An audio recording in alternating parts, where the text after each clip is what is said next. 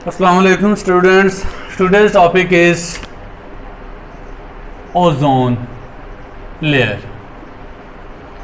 बेटा ओजोन के बारे में हम पहले ही पढ़ चुके हैं। This is the allotropic form of oxygen.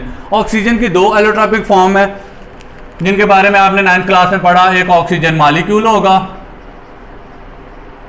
और दूसरा ओजोन मॉलिक्यूल। अब ये जो O3 है जहां पे ऑक्सीजन के 3 एटम होंगे उसको हम नाम देंगे ओजोन लेयर का। ओजोन लेयर वैसे तो पूरे स्ट्रेटोस्फीयर के अंदर मौजूद होती है, स्पेशली मिडल और अपर पार्ट में, लेकिन इसकी ज्यादा कंसंट्रेशन मिड ऑफ स्ट्रेटोस्फीयर में। From surface of earth above 25 to 30 kilometre हमारे पास ओजोन की लेयर मौजूद होती है जहां पे ओजोन के पार्टिकल मैक्सिमम कंसंट्रेशन के अंदर मौजूद होते हैं। ये चीज ऑब्जेक्टिव के लिए भी आ सकती है। इससे पहले भी जब मैंने स्ट्रेटोस्फीयर के बारे में आपको बताया था तो मैंने काफी डिटेल के अंदर आपको इसके बारे में एक्सप्लेन किया था और कहा था नेक्स्ट इंशाल्लाह इसकी फिर से दोबारा आपको स्टडी करनी पड़ेगी।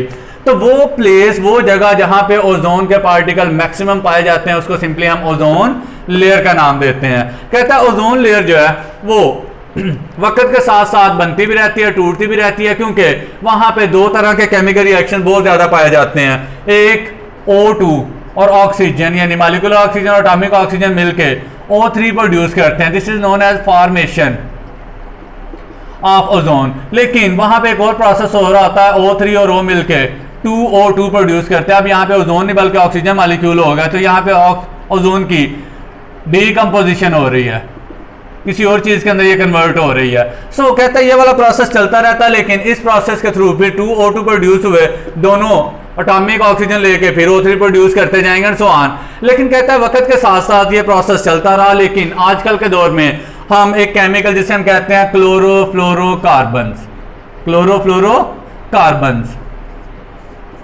इसको हम CFCl.S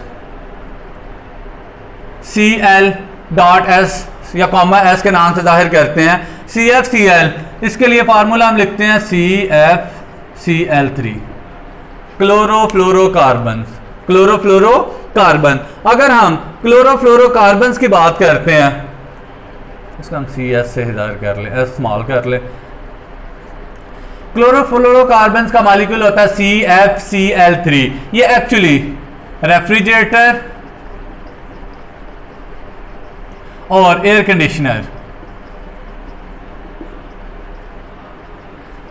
से रिलीज होने वाली गैस है। आपने देखा होगा जो रेफ्रिजरेटर वगैरह एयर कंडीशनर, इनके अंदर साल के बाद, 2 साल के बाद, 3 साल के बाद हम दोबारा से गैस फिल करवाते हैं। एक्चुअली हम क्लोरोफ्लोरोकार्बन इसके अंदर फिल करवाते हैं। इसका काम होता है ये कूलिंग प्रोड्यूस करती है और आहिस्ता आहिस्ता ये गैस जो होती है वो लीक होती रहती है, और ये लाइटर गैस है, ये जमीन के करीब स्टे नहीं करती बल्कि ऊपर को मूव करने की कोशिश करती है। अब जब ये स्ट्रेटोस्फीयर की लेयर के मिड के अंदर या उसके टॉप के अंदर पहुंच जाती है तो सूरज से आने वाली अल्ट्रावायलेट रेडिएशन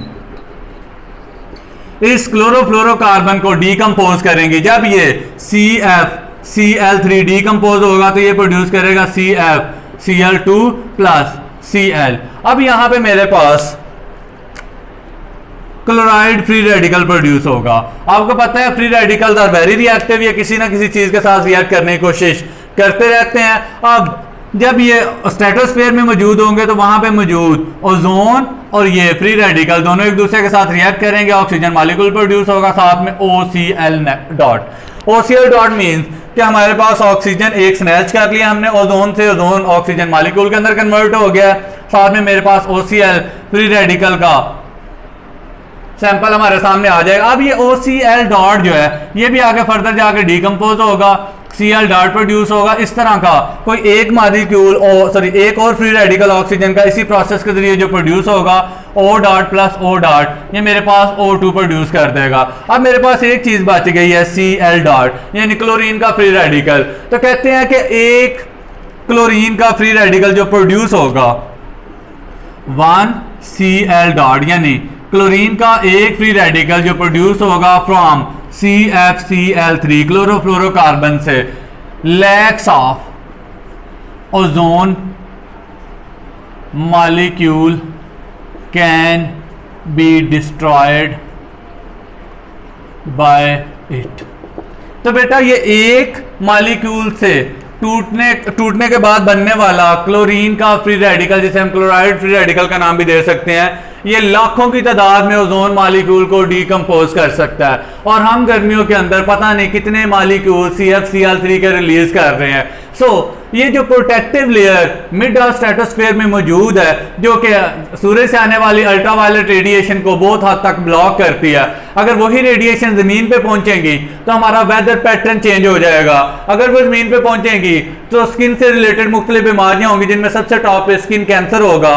उसके अलावा भी बहुत ज्यादा प्रॉब्लम, इन्फेक्शियस डिजीजेज जो है वो भी प्रोड्यूस होने का चांस होता है। ये प्रोटेक्टिव लेयर हमारे लिए बेनिफिशियल है, बहुत ज्यादा फायदेमंद है अगर ये मिड ऑफ स्ट्रेटोस्फीयर के अंदर मौजूद रहे। लेकिन वक्त के साथ साथ हम CFCl3 की मिकदार को बढ़ाते जा रहे हैं, जिसकी वजह से ये वाली लेयर दिन ब दिन कमजोर होती जा रही है। और 1980 के अंदर अंटार्कटिका के ऊपर इस लेयर के अंदर एक होल नजर आया। उस होल को हमने क्या नाम दिया? Ozone hole. ओजोन होल की डेफिनेशन पूछे तो हम सिंपली कहेंगे द स्पेस और hole is formed on ozone layer due to its depletion. Depletion means उसका कमी हो जानी, या वहां पे ओजोन लेयर के पार्टिकल जो है वो कम से कम हो जाने, तो वहां पे एक होल सा प्रोड्यूस हो गया जहां से अल्ट्रावायलेट रेडिएशन डायरेक्टली हमारी अर्थ तक पहुंचना स्टार्ट हो गई है।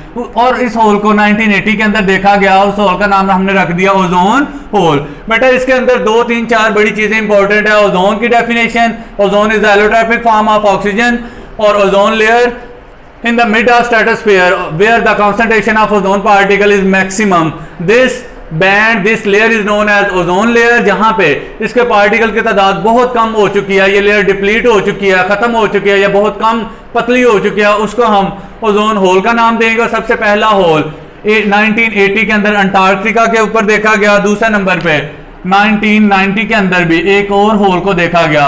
अब वक्त के साथ साथ ये लेयर काफी जगहों से पतली होती जा रही है, लेकिन इसके लिए सबसे बेहतरीन यही हल है कि हम जो रेफ्रिजरेटर और एयर कंडीशनर है उनके अंदर यूज होने वाला कूलेंट मटेरियल, जिसको हम क्लोरोफ्लोरोकार्बन कहते हैं, उसकी जगह रिप्लेसमेंट करने की कोशिश कर रहे हैं। और कुछ जगहों पे रिप्लेसमेंट हो भी गई है। कोशिश कर रहे हैं कि ऐसी चीजें यूज की जाए जो ओजोन लेयर को नुकसान ना पहुंचाए, ताकि हम इस ओजोन लेयर को बचा के अपनी आने वाली नस्लों को महफूज कर सकें।